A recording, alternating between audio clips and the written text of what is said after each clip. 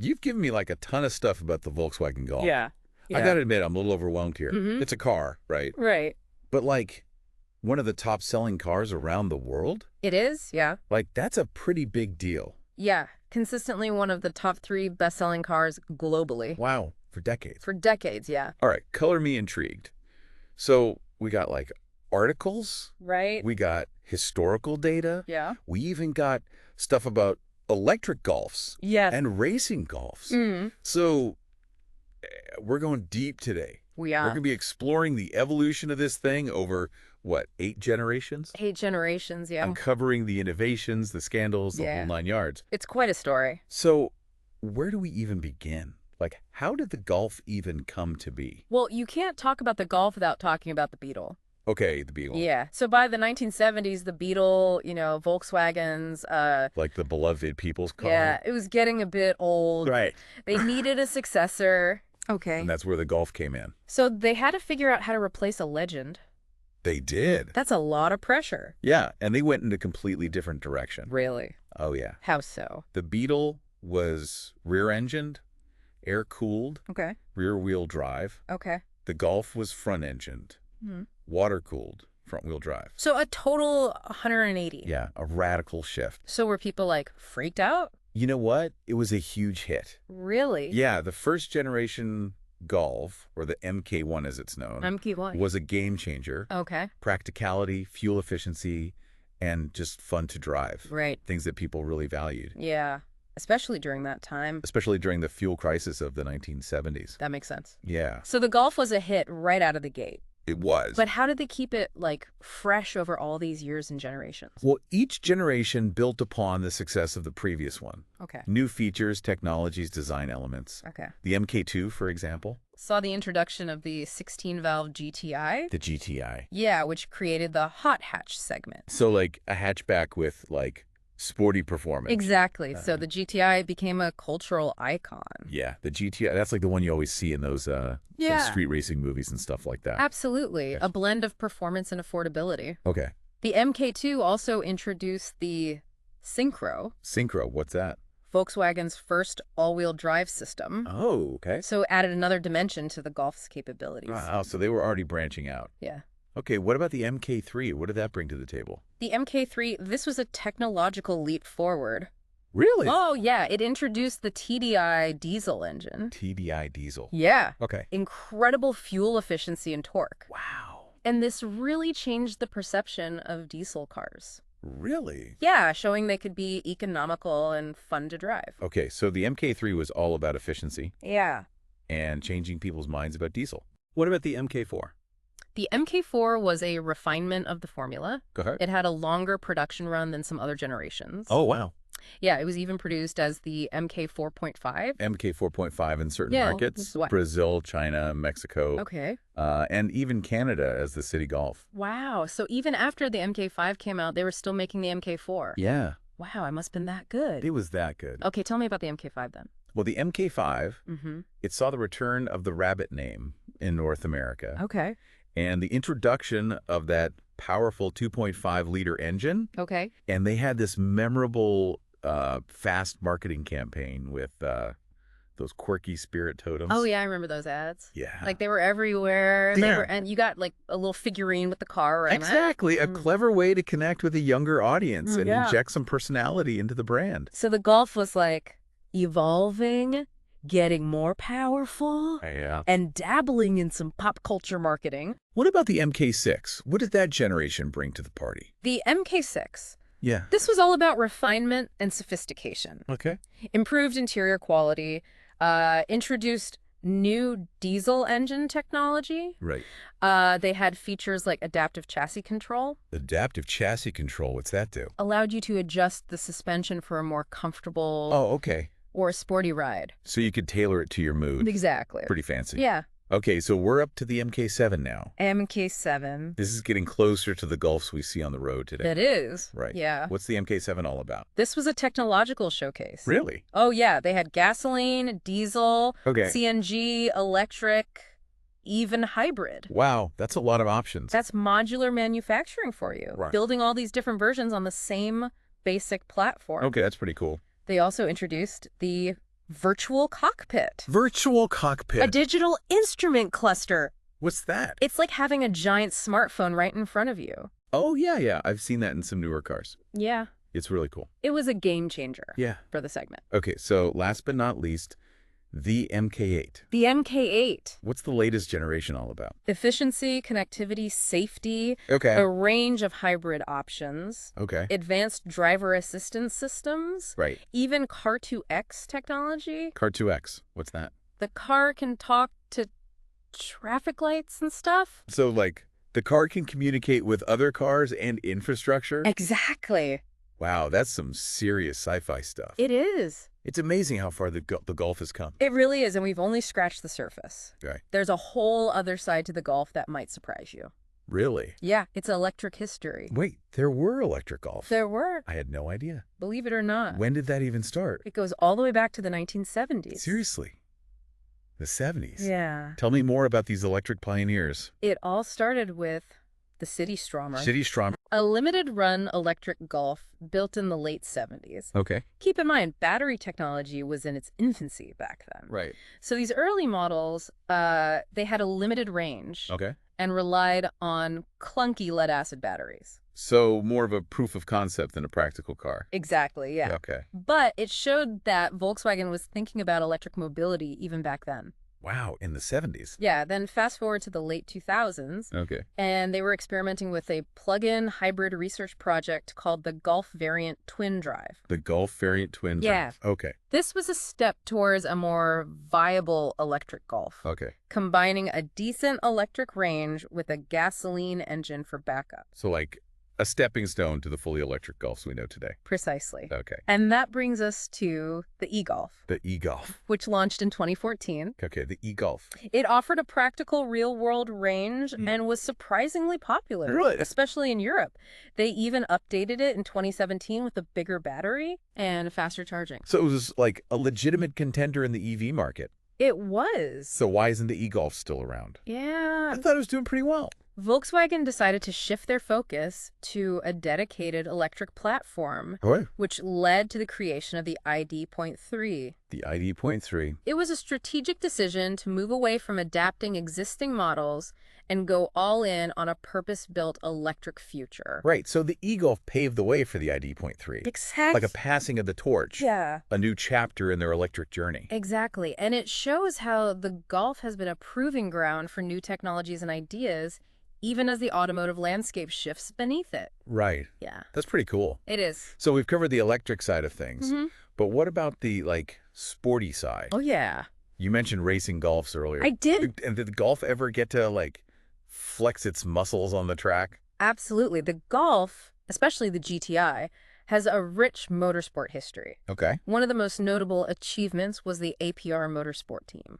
APR Motorsport. That dominated the Grand Am K&I Sports Car Challenge Street Tuner class Wow. with their MKV GTIs back in the mid-2000s. So, like, 2 GTIs against a field of dedicated sports cars? Yeah?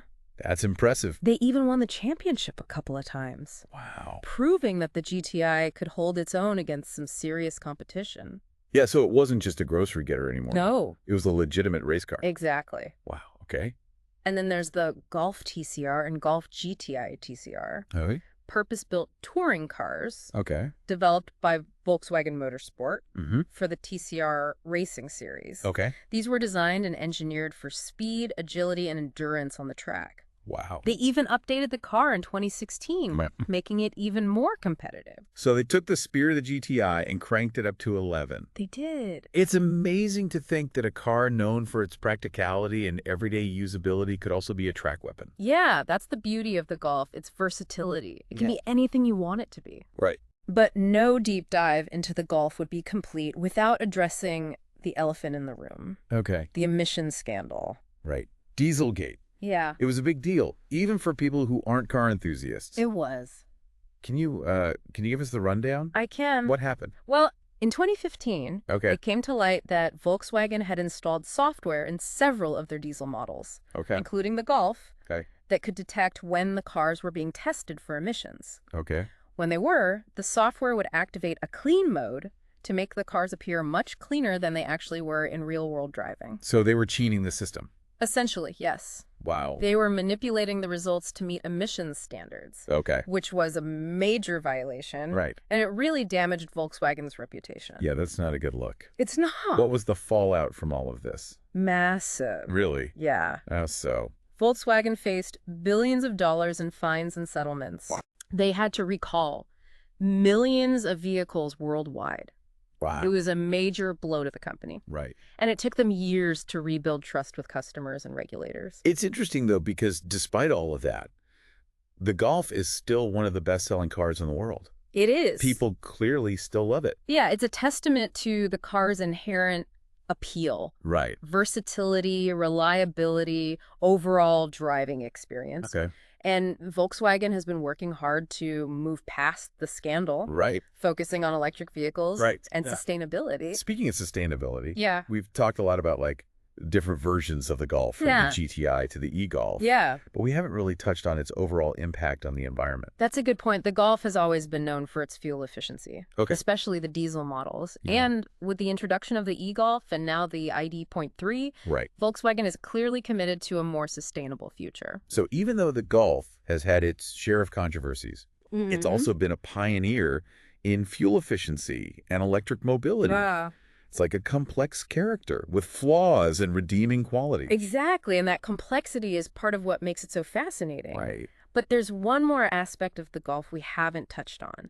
What's that? Its cultural impact. Oh, right. This car is more than just a machine. It's an icon. You're right. Yeah. Like those GTI posters on bedroom walls. Yeah. The appearances in movies and TV shows. Yeah. The whole like tuner culture that's spring up around it. Exactly. The Golf has definitely left its mark on pop culture. Absolutely. And that cultural significance is something that can't be measured in sales figures or awards. Right. It's about the emotional connection that people have with the car, Mm. the memories they've made with it, the sense of identity it represents.